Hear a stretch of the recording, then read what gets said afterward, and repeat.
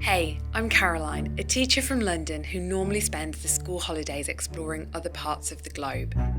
Like most of us, 2020 has made me rethink how to spend this time, and along with some friends, I'm undertaking a 2-week road trip around parts of the Scottish Highlands and Islands. In today's episode, I'll be exploring the northern end of the Isle of Skye a bit more, heeding the advice of fellow travel vloggers Adam and Catherine, checking out Brothers Point, going in search of a hidden waterfall, and having a real exploration around the enchanting Fairy Glen.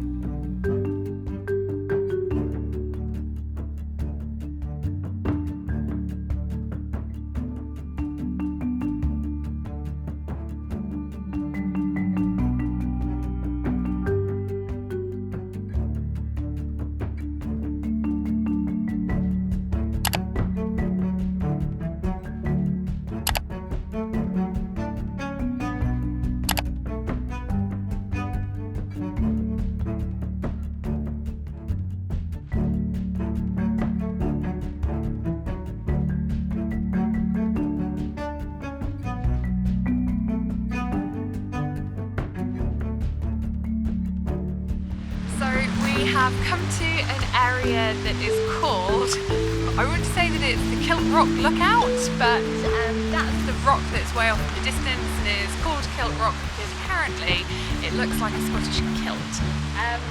Me personally, I don't really see it, but it's still very spectacular, especially with the fact that we've got these waterfalls here. I'm not too sure how you pronounce them. They're either Mealt Falls, but I think this is the first for me. I've never seen a waterfall that actually goes into the sea.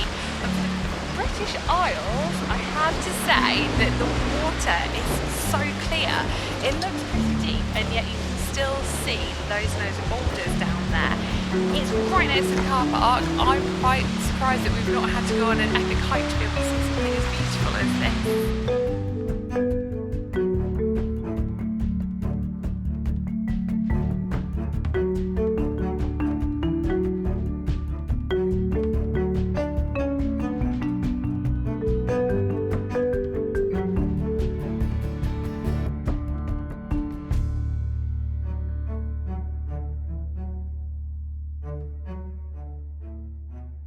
Come just a little bit further down the coast from the Kilt Rock viewpoint to a place called Brothers Point.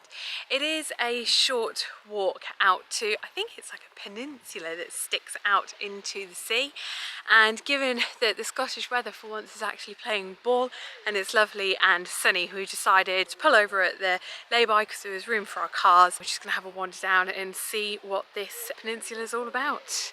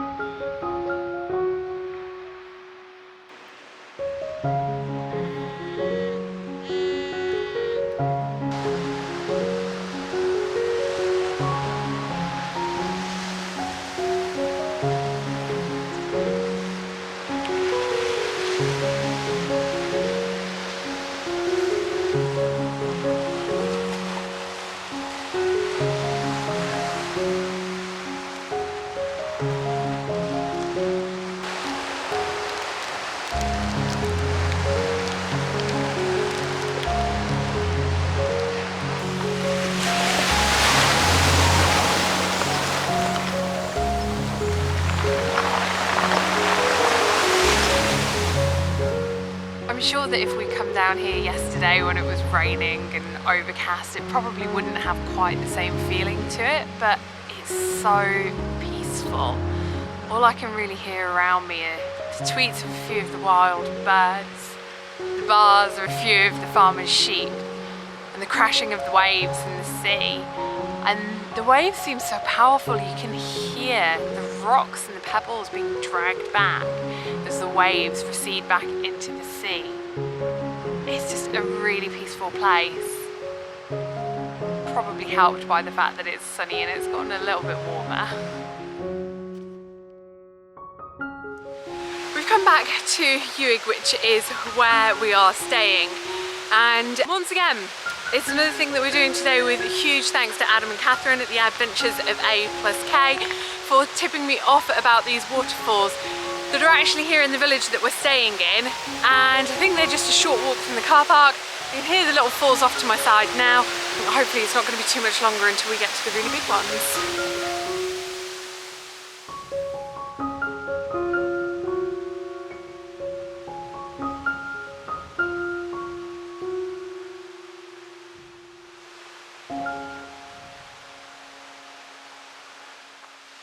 That was an amazing tip off, and we had the waterfalls completely to ourselves, and someone's obviously been along and strimmed along the path, and we could just smell garlic, and we realised that there's actually a bit of wild garlic up on the sides.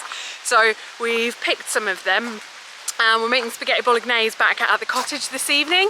So we're going to use some of this wild garlic just to jazz up our spaghetti bolognese. So not only have we got to see a waterfall, but we've also managed to get some ingredients for free for dinner tonight. Win-win.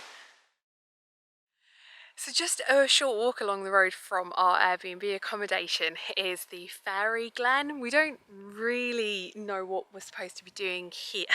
The website that I've been getting a lot of the hikes from was saying that it's not really a hiking trail, it's more a place that you just come to and explore. So we've come off of the road up this very first hill and we've managed to see this beautiful pinnacle behind me, and then I just looked off to my left and then there's this stunning waterfall way off in the distance, and this is just the first hill that we've come up onto. A lot of people who are here at the moment don't seem to be coming up this little valley, they seem to be continuing on along the road. So I think we're going to get off this hill, we're going to go back down to the road, I think we're going to follow where most people are going because something tells me they know more than what I do right now.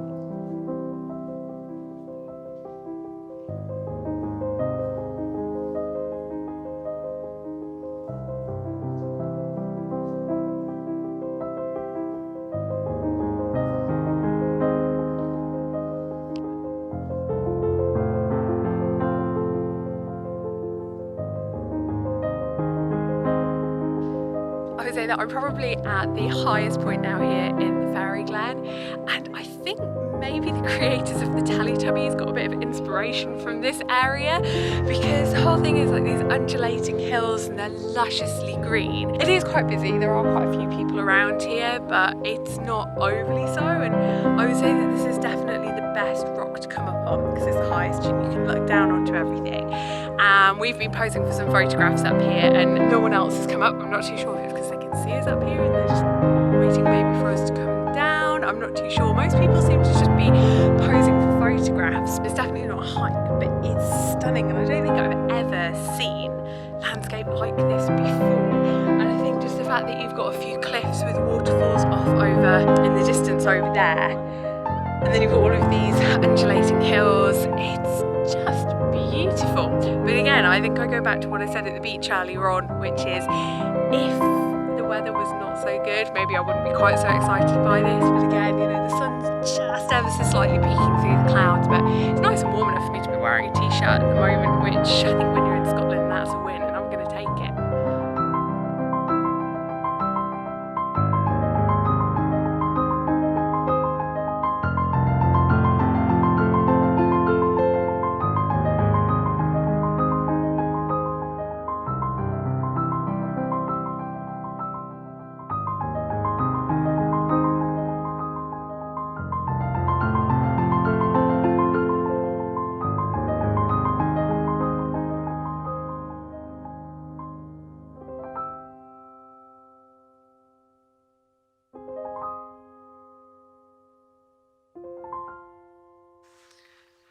So I'm not too sure who it is that actually owns this land, whether it's the Scottish government, but they've actually put out some signs asking that we don't move any of the stones or rocks or try and stack any of them.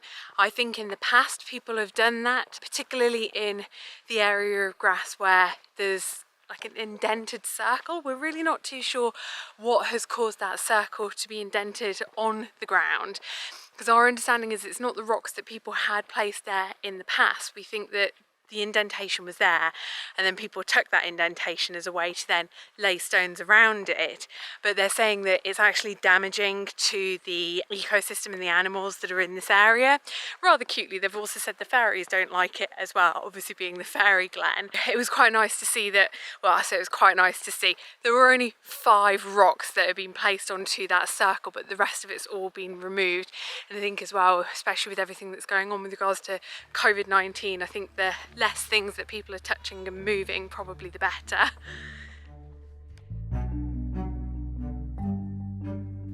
Join me in the next episode when we take on one of the Isle of Skye's most well-known walks up to see the Old Man of Storr. We'll also head across the island to check out the lighthouse and take in the coral beaches. If you haven't already, be sure to hit the subscribe button so you can join me in my Scottish adventures.